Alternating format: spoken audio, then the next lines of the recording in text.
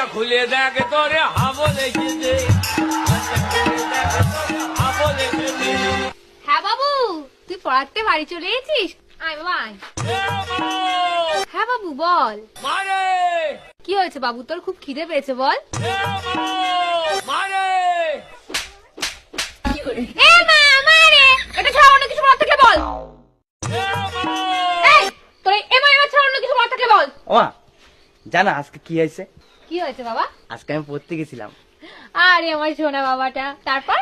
তারপর যখন পড়তে গেছি, মাস্টারের বাড়ি গিয়ে দেখি কেউ উঠেনি। তারপর তারপর তারপর গিয়ে দেখি মাস্টার ওর বউরে ধরে ধরে ঘুমিয়ে আছে। আমি পড়তে নেই বাবা, তুমি পড়াশোনায় মন দাও। তারপর কি হলো? তারপরে মাস্টারের ঘরের সামনে গেলাম, গিয়ে বললাম দরজা খুলে দেখ তোরে হাবো লেগেছে। হাবো লেগেছে। এই তোরা বলেছি না তুই এটা বলবি না। ঠিক আছে। ও মামা শোনো না। হ্যাঁ বল।